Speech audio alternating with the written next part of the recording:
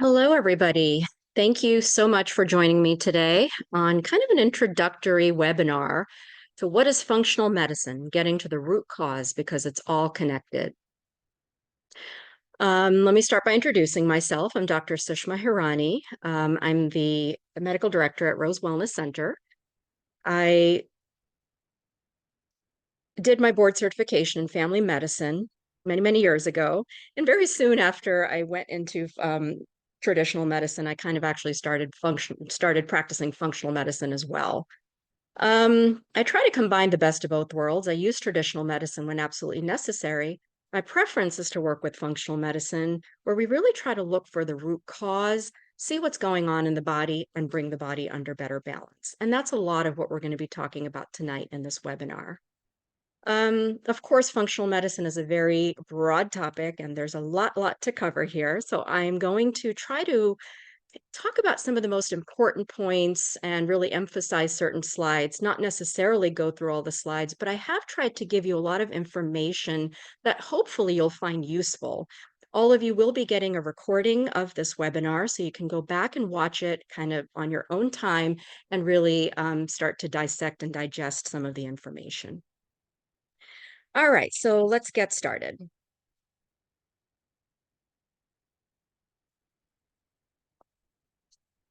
So if you look at this graph over here, you can see that healthcare in the United States is about twice as expensive as it is in any other developed country. Even with all this money being spent on healthcare, the United States was ranked last among top 11 industrialized countries in overall health measures. And this was quantitated by length of life, quality of life, etc. So why is our country paying so much more for healthcare and not appearing at the top of all these rankings? Well, there's many reasons. Well, one of the reasons is that the United States healthcare system spends a lot of time and money dealing with insurance administration. And that kind of brings me to a story. I get asked frequently, well, why did you start to do functional medicine? When I first started my career in functional medicine, I was actually working at a geriatric outpatient clinic and in a nursing home. So I started with my physician career treating older people. And the majority of my patients were on at least 10 to 15 different prescription medications. And I had 15 minutes to really check them, help them, do what I could. And it was almost impossible to manage all their health conditions, all the prescription medications, and yet give them the care that they were probably expecting and that I wanted to give them. This became very depressing to me. I said, well, what am I doing? I'm prescribing all these medications, and the majority of the medications that I'm prescribing are actually to cover side effects of other medications. So somebody came in with headaches, I was prescribing medication for headaches, but that would cause nausea. So I would prescribe a medication to help with the nausea, and of course that would cause dizziness. And so how long would this go on? So finally, it just so happened coincidentally at that time that a close loved family member actually started undergoing their own chronic health issues, and we really couldn't find help in the traditional medical world. So that was my first time consulting a functional medicine doctor who ended up becoming my mentor. And miraculously, this chronic health issue that my family member was dealing with gradually improved and completely went away, and now they're thriving. So that's when I said, all right, I got to see what this is all about and put my foot, stepped into the world of functional medicine and have not looked back ever since. Okay. So let's kind of delve into all of that a little bit more. So one of the other reasons why we're having so many issues over here is that we are focused on sick care rather than preventive care. Unfortunately, insurance does not cover wellness. So we ignore our health and symptoms and wait for disease to progress. Well, as disease progresses, restoration of health and function becomes not only more expensive, but impossible to even restore in some cases. There are high financial burdens with chronic disease, and of course, that contributes to a huge proportion of healthcare costs. The National Academy of Sciences found that among other high-income nations, the United States has a higher rate of chronic illness and a lower overall life expectancy. So, as an example over here, you can see holistic medicine. It's a question of balance, the whole patient. Chinese medicine, balance the yin and the yang. Managed care, which is insurance-based medicine, Well, it's the what's covered versus what's not covered. So let's look at some statistics on prescription medications. About 66% of all adults in the United States use prescription drugs. The average number of medications taken by adults is about 4.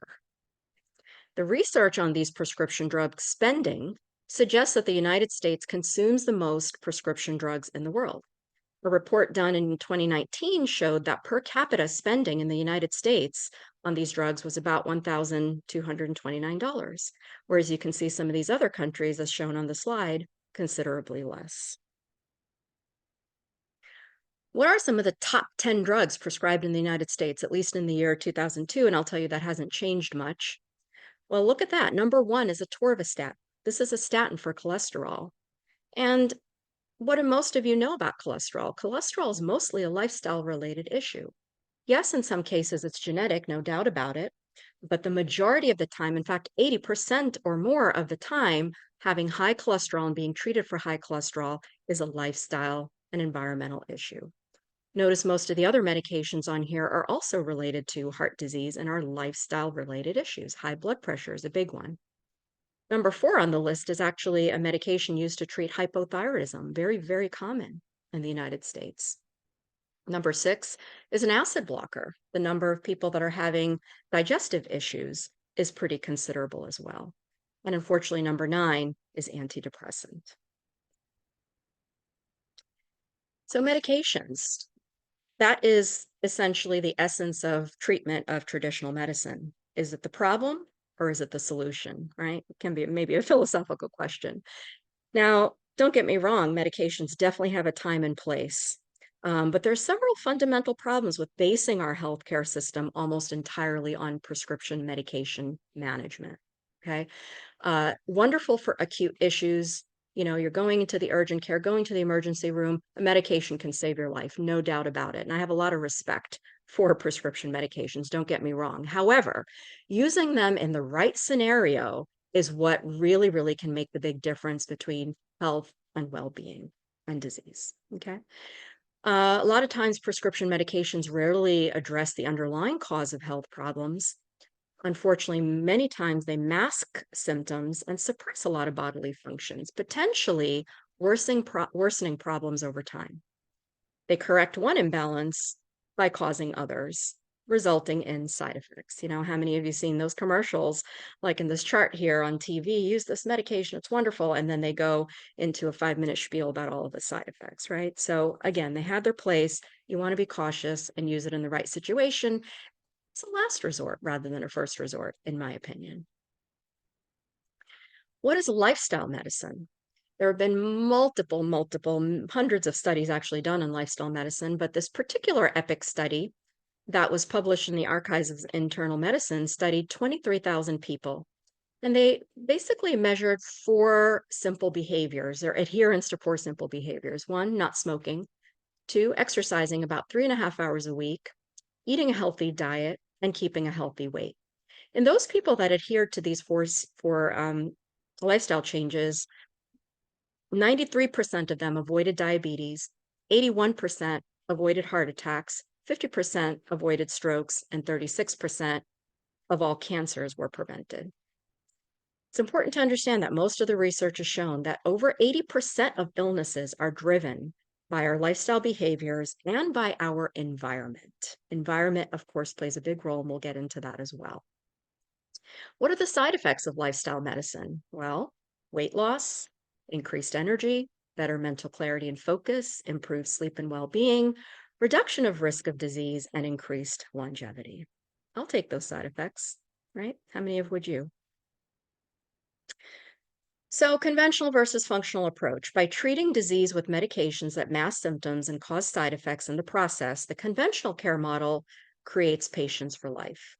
On the other hand, functional medicine promotes health with a focus on restoration of normal function and balance and disease prevention. So you try to graduate from care, at least that's what you work towards.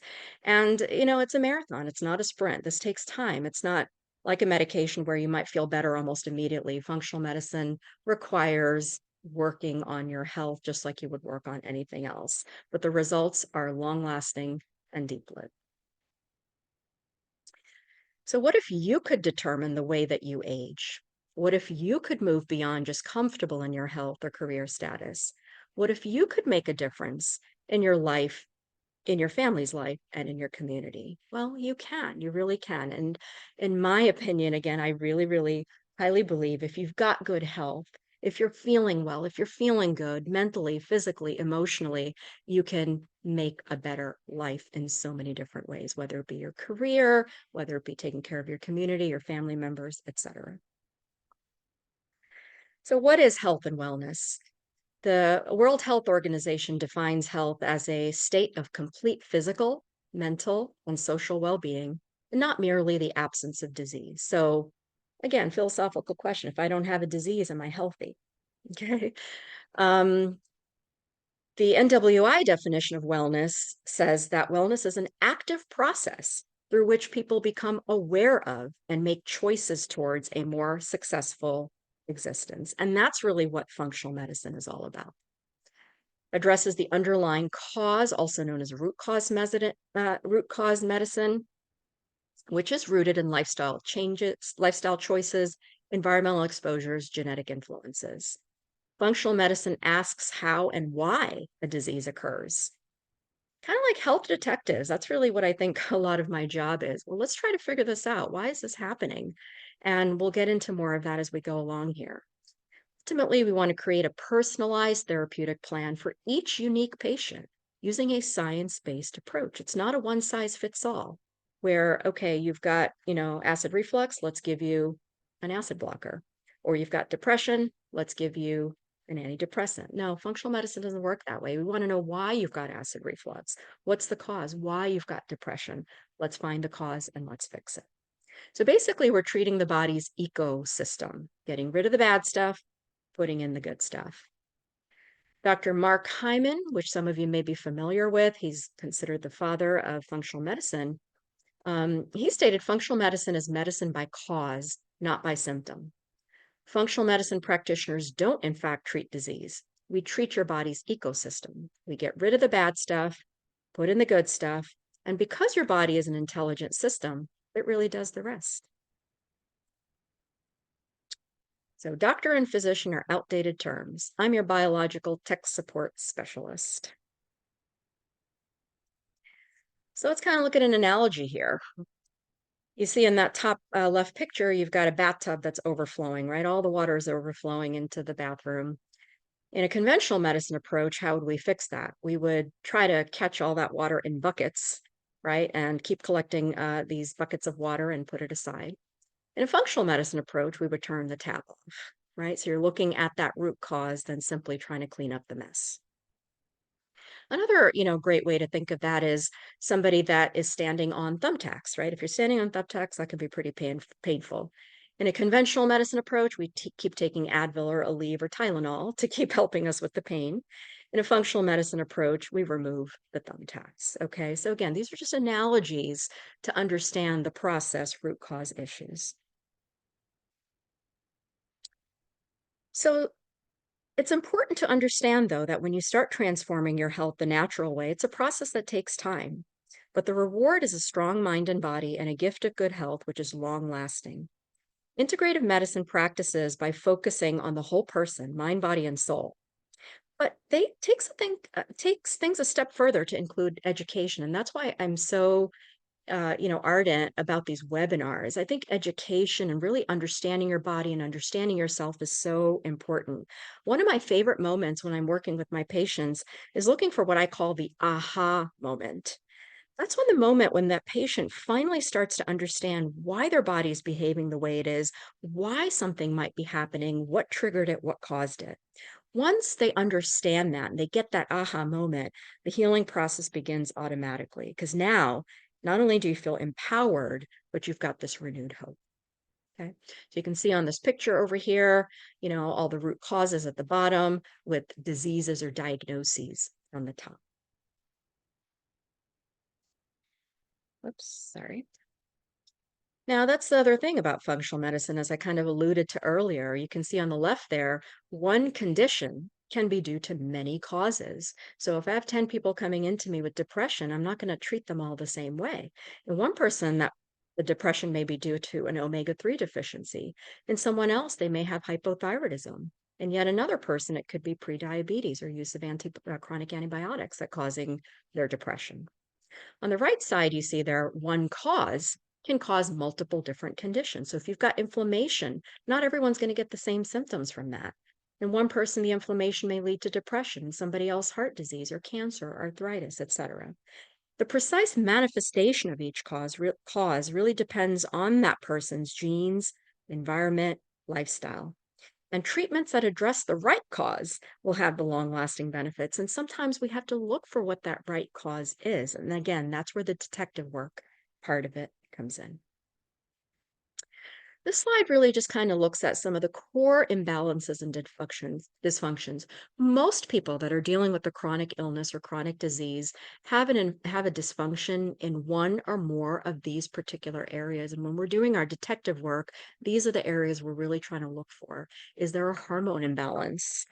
Is there an inflammation going on? Is there an immune system disorder? Are you having microbiome or digestive disorders, nutritional deficiencies, or detoxification or structural issues? Okay, so we really look for those and then we treat accordingly. So the functional medicine approach, we first take a very detailed history and health assessment. Typically, your first appointment with your doctor is going to be somewhere from 60 to 90 minutes, depending on, how complex the issues are. Based on that history and health assessment, really trying to find what could have triggered some of these things, we do specialized lab testing. These are not some of the conventional tests, but more specialized testing where we're looking for nutritional imbalances, hormone imbalances, functional gut imbalances, your microbiome, food intolerances, chemicals that have built up in your body, toxins, heavy metals that have built up in your body, and the list goes on. Mold, mycotoxins, etc. Based on what we find, we create a personalized lab-based supplement protocol. We do use prescription medications if appropriate and if necessary. If somebody's coming in with high blood pressure at that point, we need to get that blood pressure down quickly. But then we will work on other things to hopefully treat the root cause and maybe be able to come off of your blood pressure medication. And of course, targeted lifestyle changes. A large part of functional medicine is lifestyle medicine. It's almost impossible to treat the body if lifestyle changes are, not going to be made. So, how do we do it? Well, I listen. I hunt for clues in your story that link to your health. Then I add your story to a wealth of additional information from the advanced labs and diagnostics that we've done. I then try to process everything I've learned about you and your testing. I share my findings with you, as well as make personalized lifestyle recommendations. This allows us to work together to solve the puzzle of your health and formulate a plan to help you achieve your own vision for health.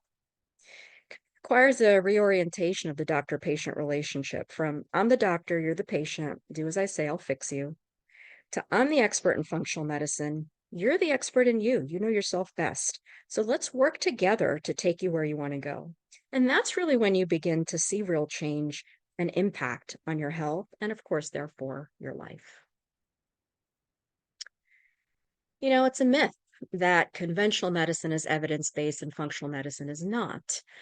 Um, Functional medicine is very much science-based, I'm going to say is probably a better term.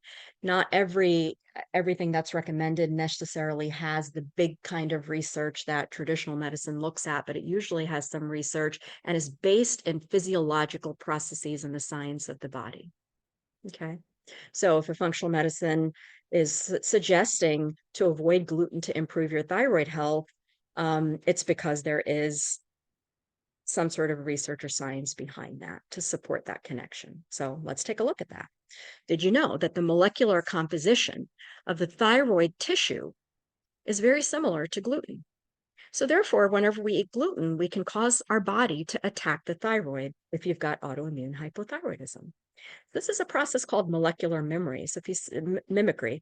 If you look on the right side over there, you see the molecule of gluten, you see casein, which is milk, and then you see the thyroid tissue. Look Look at how similar the thyroid tissue looks to gluten. So when your antibody in your immune system is coming wanting to fight gluten, it mistakes that thyroid for gluten too and attacks it also. So when you cut out that gluten, your immune system stops attacking the gluten and therefore stops attacking the thyroid. And so, for example, in one person, that might be their root cause of hypothyroidism. Cutting out gluten, you can treat your thyroid. Okay. So that's kind of how that process works. I'm not going to go through all of these points on the slide, but I do want to mention the first one. Because I think it's just again helpful to point out this whole root cause correlation that we've been talking about. So one study shows that between 10 to 30% of depressed people may have low folate concentrations. And furthermore, these patients appear to respond less to antidepressant medications. So if you're one of those people that are depressed, you've tried all these antidepressants and nothing is working, and well, you're depressed or being depressed, what do? Well, you may have a folate deficiency. And if you do, and if you correct that, and folate is a type of B vitamin, and if you correct that and you take this B vitamin, you may be able to really improve not only your depression, but if you need a medication, maybe your improved ability to respond to that medication. Okay.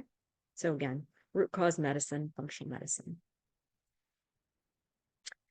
So yes, garlic and herbs can improve your cholesterol, but not garlic and herb potato chips.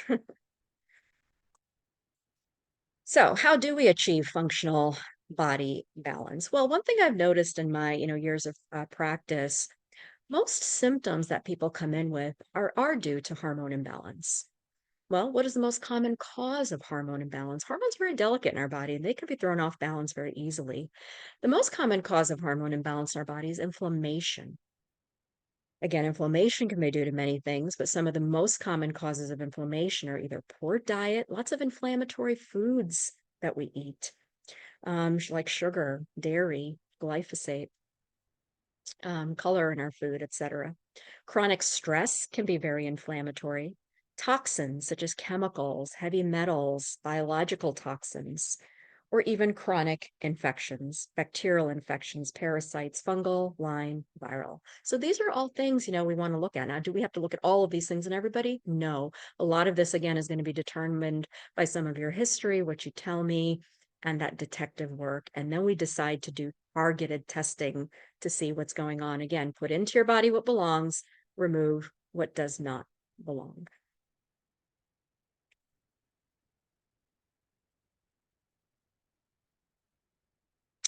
All right. So phase one, I kind of go with three phases: phase one, phase two, phase three, not necessarily in this order, but typically in this order. So phase one usually is hormone optimization. So what are hormones? Basically, hormones are chemical substances that act like messenger molecules in the body. They're made in one part of the body. For example, the thyroid gland makes the thyroid hormone, the adrenal glands makes cortisol, the ovaries make estrogen, testes make testosterone, etc. So they're made in one part of the body, travel through the bloodstream to parts of the body where they deliver chemical signals. They tell that target cell to do their job, and this helps to regulate body function and behavior. Estrogen may or testosterone may go to the bone cell and say, hey, bone, I want you to build new bone, right? Thyroid may go to the fat cell and say, hey, I want you to burn off. You don't belong here. Okay. Hence, like that, multiple hormones, serotonin goes to the brain and, makes us happier. So delivering all these chemical signals. So is hormone balance important? Of course, because what happens otherwise? I think of all these hormones kind of like an orchestra, and the hypothalamus or the pituitary in the brain, especially, those are kind of like the conductor of the orchestra. They're the master. They tell all these other hormones what to do. And so if they're working well and all of your hormones are listening appropriately and they're in adequate amounts, we get music, we get harmony. If any one of those is off balance, it only takes one to be off balance, right? You can imagine how that orchestra is going to play if somebody's playing very, very badly. Now you're going to get noise, dysfunction. Okay. So it's very important that all our hormones, and that's really kind of was referred to as hormone balance. Not only do we need adequate amounts of hormones, but we need them to function. We need them to deliver that chemical signal. And hormones are kind of like Goldilocks. They can't be too high, they can't be too low. They've got to be just right. When we talk about hormone balance, mostly we're talking about the four major endocrine hormone groups. These are the male and female hormones, thyroid hormones, adrenal hormones, and the blood sugar balancing hormones, especially insulin, glucagon, and cortisol. These are some common symptoms of hormone imbalance on the slide, probably sound familiar, right, to a lot of people. This is really what a lot of that is coming from, which could be coming from inflammation, which could be coming from some of those other things we spoke about. So, how do we know what's going on with your hormones? We don't guess, we test. There are some very, very detailed, wonderful hormone tests out there through urine testing, through saliva testing, and through blood and or through blood testing, which really help us understand what's going on in the body. Okay. And this is very complex. And I do a whole nother webinar just on hormones. So for those that are of you that are interested, please look out for that webinar. I can't obviously get into all of that today, but we test for these. Whatever's too high, we do things to try to bring it down. Whatever's too low, we do things to try to bring it up. And that might include, again, prescription medications, bioidentical hormones, glandulars, supplements, and lifestyle changes, certain types of foods, etc. Phase two is gut restoration. Hippocrates, considered the father of modern medicine, once said, all disease begins in the gut. And this is kind of a mantra of functional medicine. Most functional medicine doctors that you will go to will treat the gut. It would be very odd for them not to treat the gut because everything begins in the gut. You may say, hey, I came in here with fatigue or depression. What do you mean you're going to treat my gut? I'm not having any gut symptoms. My bowel movements are fine. What are you talking about? Well, the gut houses something called the microbiome, which is these trillions of organisms, which we'll talk about in just a moment. And believe it or not, those trillions of bacteria and organisms in your gut play a big role in many, many other functions in the body. Plus, don't forget that the gut helps us to absorb our nutrients, right? So we need raw materials like our vitamins and our minerals and our omegas and our antioxidants to make a lot of our hormones and to create a lot of these chemical processes that occur in our body. If we're nutritionally deficient, or if we're not even maybe we're eating those nutrients, but we're not absorbing them through our gut, we're going to be compromised in how these processes work in our body. Okay. So, yes, a lot of times, even though you come in with something that may not necessarily feel like it's gut related to you, it may very well be diabetes, heart disease, very much gut related because that microbiome in there can influence a lot of those biochemical reactions. In fact, over 40 diseases have been linked to bacterial imbalance, probably more now. I did this presentation, a couple of years ago, so I'm sure there's even more now because they've been doing a lot more research on the microbiome. COVID is another big one. They've really found a lot of relationships with long COVID and microbiome alterations in the body. So the digestive system is the foundation of all health. By the way, if anybody has questions, please go ahead and feel free to chat into the chat box, and you can chat those questions as we go along here. You don't have to wait till the end. I will probably answer all of the questions in the end, but if something comes up, please go right ahead and chat in the chat box. Okay, we will definitely spare some time for questions at the end here. And again, just to reiterate for those of you that came in late, you will be getting a recording of this webinar also. So I'm not going to necessarily go over every slide, but you will have all this information during the recording later on. All right, digestive system, foundation of all health. As I just explained, we are what we eat and absorb. The digestive system provides nutrition for every cell in our body, plays a critical role for our immune function. In fact, 70 to 80% of our immune system lives in our microbiome or in our gut. A sick digestive system cannot do its job, resulting in an increase in chronic and degenerative diseases and a steady decline of health and well-being as the years go. Microbiome, again, already alluded to this, trillions of bacteria, fungi, other microbes that live in us or on us. Just a little interesting tidbit. Believe it or not, these other microbes outnumber human cells by 10 to 1. We've actually got more of these microbes than we do have human cells.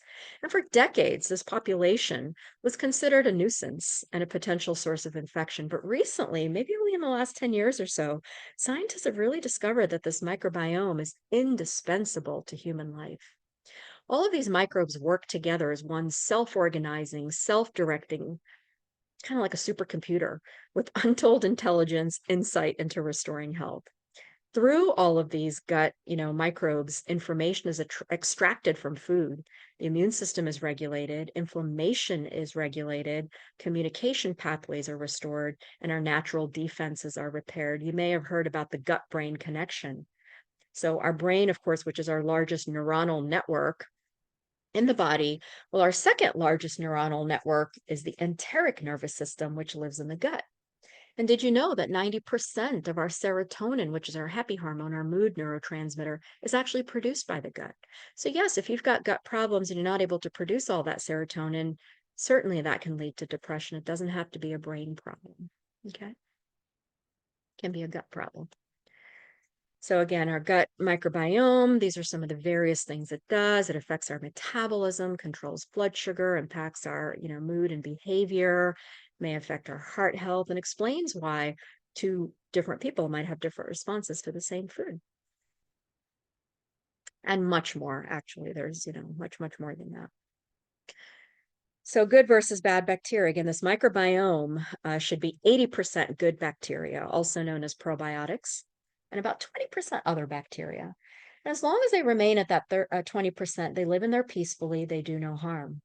If they overgrow above that 20%, that's when they become quote unquote bad or opportunistic, take over, kind of act like parasites where they steal your nutrients, steal your hormones, contributing to overall nutritional harm and nutritional and hormone imbalances. As the picture shows over here, those friendly bacteria kind of keep everything clean and pink and nice and neat, right? Making you feel good. And those unfriendly bacteria or candida or yeast, etc., those create a lot of gunk, right? And toxins and damage. And these are known as biological toxins or lipopolysaccharide. And if enough of that occurs, it causes holes, if you will, or permeability in that intestinal lining. Now, all that waste and toxins, which is supposed to be, contained in your intestinal lining and then come out of the body or exit the body via our stools. If we've got holes in those intestinal barrier lining, now that waste starts to cross through that barrier and go into the bloodstream, circulates through our body, contributing to inflammation, toxicity, damage, and dysfunction. Right. So that's something called leaky gut. It's leaky gut is a layman's term. The medical term is intestinal hyperpermeability, but that can be a huge source of inflammation and autoimmune disease for most people. So how do we fix the gut? Again, we can test for all of this. We can test your good and bad bacteria. We can test how you're digesting food. We can test if you have leaky gut or not. So almost everything on the slide we can actually test for, which is pretty neat. So we use something called the 5R program for gut health. First R stands for remove those irritants. Okay, again, those could be the gut infections, environmental toxins, irritating foods. Second R stands for restore digestive function. So if you don't have adequate digestive enzymes or stomach acids or bile salts to help you digest and break up your food, we can restore them, again, through lifestyle changes, through supplements. Third R stands for reinoculate, put back in the good guys, the good probiotics. Fourth R stands for repair that digestive lining using a healing diet and, again, targeted supplements. And the fifth R, rebalance your life, nutrition, hormones, lifestyle, stress reduction. Phase 3 is ongoing, right? So hopefully you kind of get through and we're peeling all these layers of the onion and really kind of sorting through all of that, getting to the root cause, pulling out all the thumbtacks. And now ongoing, we want to maintain our health, right? So we want to address inflammation by eating a clean, organic, whole food based, anti-inflammatory diet. We want to make sure we're constantly addressing stress, working on deep restorative sleep, exercise, movement, and reducing our overall toxic body burden. Again, functional medicine does require effort, just like anything else, whether it be your work, your job, your family, your community. etc. The problem is most of us neglect our health, and we really shouldn't, right? Our health is all important. So food is powerful. It is, in fact, one of the most powerful substances we put in our body. It determines the nutrient status of our body and how our body's going to work, right? Just like a car. If you get the right gas, the right oil, and everything in your car, it's going to take you a long way. Same with our body. We put the right nutrients in there, it's going to take us a long way. However, food can be poison too. It can trigger inflammation and disease processes. So it can be one of the most powerful medicines we create, but it can also be our poison. So it's up to us what kind of food we want to eat. Do we want to create poison? Do we want to create medicine? Okay. Every potential bite of the right food we have that we put into our body has the potential to heal our body. Again, I'm not going to go over this whole slide, but I've given you lots of just information here. Lots of just helpful hints on some things you can try to work on to really improve your health just through food alone. Food sensitivity is important. You could be eating a food that's good for you, like an apple, right? But if you're sensitive to that food, if you've got a food intolerance or an allergy to that food, it's going to actually create inflammation. So it's helpful to understand if you're eating foods that can be contributing to inflammation, especially if you are having a lot of inflammatory symptoms like fatigue and headaches and aches and pains, joint pains, gut issues, etc. Okay, so very helpful to measure food intolerances and then know which foods you can avoid. So we could do blood testing to measure that. We could also do something known as an elimination diet, where you're avoiding the most common intolerant foods for 3 to 4 weeks, see how you do, and then slowly add them back in, and again, see how you do. Practical tips, to eating. Again, lots of information in these slides.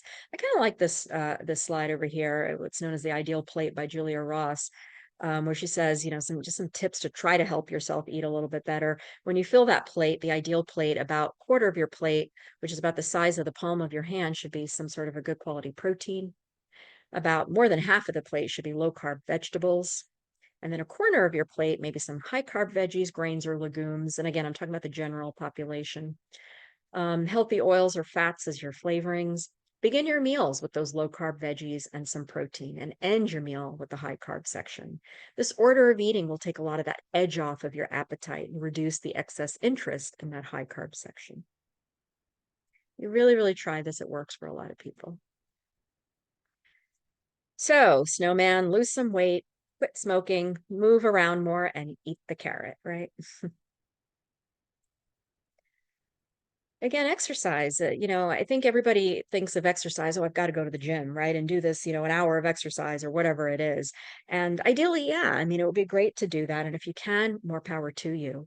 But if you're not able to, that doesn't mean you don't exercise at all. There's lots of ways we can find to bring in activity and movement into our life. This wonderful, a research article stated that brief bouts of something called moderate to vigorous physical activity can be achieved in as little tiny bits as brief 3 to 5 minutes at a time. So 3 to 5 minutes of vigorous activity. Some of you may have heard of what's known as 7-minute workouts. You can go onto YouTube or even get the app 7, and there are these 7 minutes workouts where you're kind of doing this intense activity. That's it. All it takes is 7 minutes. You can do it in your home, free, no equipment needed, not a lot of time. Is it effective? Absolutely. There's data to prove it, that it can be effective in so many ways, not only for weight loss. In fact, in many ways can work better compared to sustained exercise. Okay. Not only for weight loss, but for good health. So split your exercise into many sessions through the day. Find ways to make it blend into your day. Okay. So instead of taking a break and sitting down, take a break and walk, right? Etc. So you have to actually exercise. Jumping to conclusions, stretching the truth, skipping breakfast, and juggling 2 jobs won't do it. Sleep, of course, is huge. I think of sleep as charging our battery, right? And if we are not sleeping, if we're sleep deprived, we are not charging our battery. We cannot reasonably expect our body to give us what we want it to give us if we are not charging our battery. Just like you can't expect your iPhone to give you what you want to give it. If you leave it uncharged for 2 days, it's not going to work. Okay. So very, very important to really get the sleep in. 7 to 8 hours of sleep is recommended for the average individual. People that are really struggling with nighttime sleep, doing some daytime naps, quick naps can really also help to restore some of that health back in. But you want to find the root cause of why you're not sleeping. If stress is why you're not sleeping, it's not good enough just to say, hey, stress is why I'm not sleeping. Let's see the hormone imbalance in there. Do you have a high cortisol at night? Do you have a low melatonin at night? Do you have low progesterone? Do you have low serotonin? There's so many different reasons why you may not be sleeping. And if we identify that and we correct it, we can help to repair your sleep. And sometimes it's just poor sleep habits, right? And really helping to work on that, on those sleep habits. In fact, that is most of the modern world, unfortunately. So stress, layman's term, adrenal fatigue. The medical term for this is HPA axis dysfunction, which stands for hypothalamic pituitary adrenal axis dysfunction. So our adrenal glands are two small glands sit on top of the kidneys on either side of our body. Their purpose is to help our body cope with stress and regulate our stress response. They produce various different hormones like cortisol or DHEA, which affect a lot of major physiological processes in our body. So if we've got continual stress and the brain keeps saying, adrenal, make more stress hormone, make more, make more, make more. I'm stressed all the time. Eventually, that process breaks down, okay, where you can't keep producing. In other words, your adrenals can't meet that demand anymore. It says, hey, my supply can't meet your demand. And we start to see lower levels of those stress hormones like cortisol and DHEA leading to burnout. And when that happens, you get a collection of signs and symptoms that result when those adrenal hormones cannot adequately meet the demands of stress. Okay. Stress can be physical, emotional, dietary. Believe it or not, too much caffeine, alcohol, and sugar can cause stress too on the body, environmental toxins, and infections. Okay.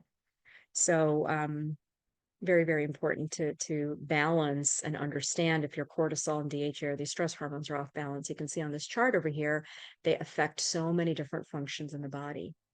And there's research after research after research, which proves that stress causes negative dysfunctions and negative effects on the body. So working on stress from lifestyle perspectives, but again, understanding what kind of biochemical changes have occurred in the body because of that stress is helpful because that's where targeted supplements come in along with the right lifestyle changes.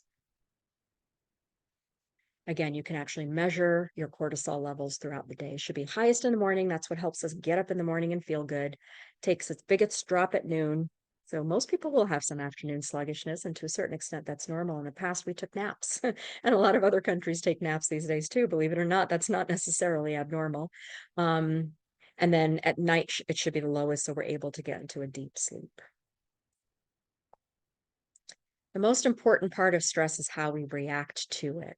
Okay. So when we have more control over our stress, we can really reduce the negative effect of stress in the body. So even if two people are both very, very stressed out, if one person is doing things to help them manage the stress better, they will have less disease, more longevity, feel better, etc.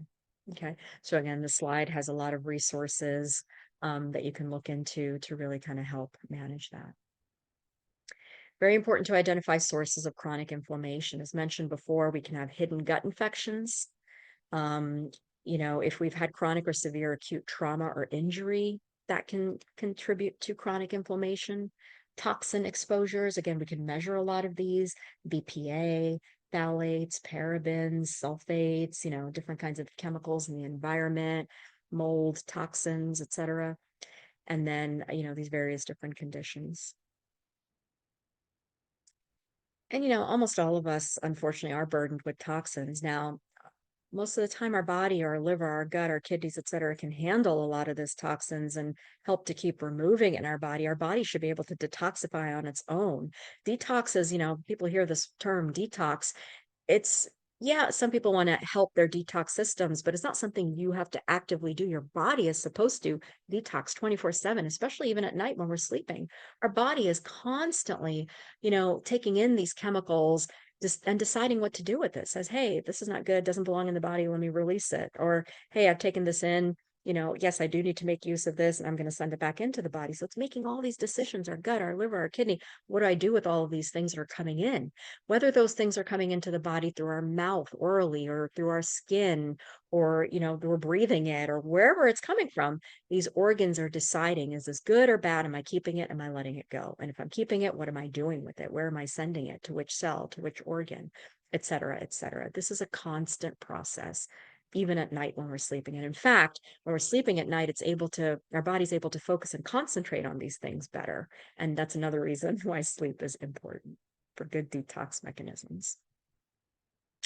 That being said, if we're overexposed to toxins, or if our detox channels are not working quite as well, of course, these toxins can build up and contribute to overall inflammation and dysfunction. So, do you also eat with that mask on? Well, I always find this slide very, you know, ironic. Here we are spraying all these chemicals with masks on, but then we're going and eating it. So anyway, I know I've talked about a lot today, and a lot of these lifestyle changes, and you may say to me, well, it all sounds great, and I want to do it all, but hey, it's hard to do. And I get it. It's hard to do all of that. And that's where functional medicine can really kind of come in, help, work with functional medicine practitioners, health coaches to give you more of a guided or targeted treatment, not one size fits all, right? So here somebody might be eating, a vegan diet and feeling wonderful. And ever since I've cut out all this meat from my diet, I'm feeling great. And on the flip side, another person might be eating a vegan diet and feeling horrible because they're not able to get their protein requirements, or they're eating too much soy because of their vegan diet and maybe just not doing it correctly, right? Because we're eating a lot of fake processed meats, which have all this fake processed soy. And here you think, hey, I'm eating vegan, I'm eating healthy, but I'm feeling a lot worse. What's going on? So again, the right targeted approach, I think, is there's so many changes we can make. Does everybody need to make every change? No, we have to figure out what's right for our body. And again, the functional medicine detectives, you're the expert of you. Functional medicine is the expert at functional medicine. Work together, take you where you want to go. Okay. So again, the trick is not to be perfect, but practice doable and more consistent, regular, healthy habits. Again, consistency is the key. You want to build health resilience over time. So once balance has been restored, the next goal should be to maintain that balance regardless of future stressors. And you'll notice as you build resilience, you'll be less and less affected by those original things that made you sick to begin with. Okay. What does resilience mean? It's the ability to go out into the world and bounce back when faced with things that may have made you sick in the past. When we are resilient, we get sick less often, recover more quickly, we become less susceptible to infection, allergens, and sensitivities. The ultimate goal is to stay well rather than simply feel better when the body feels unwell. Okay, so again, make it all a habit. So it's up to you. You have that power. You can decide what you want to do with your health, how you want to age. Will you choose sick care versus health care?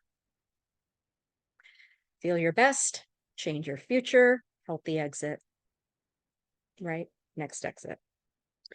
Thank you so much. Again, I know we talked about a lot today, and each one of these topics, whether it be microbiome and gut health or hormone health or toxins or inflammation, et cetera, we have different webinars, not only given by me, but our different healthcare functional medicine practitioners.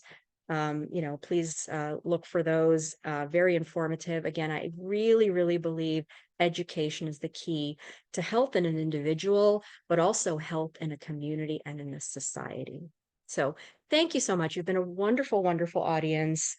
Please, if you have any questions, you may go ahead and put them into the chat box at this time. I'll give a couple minutes to you guys to build up some questions, and I am going to stop recording at this point.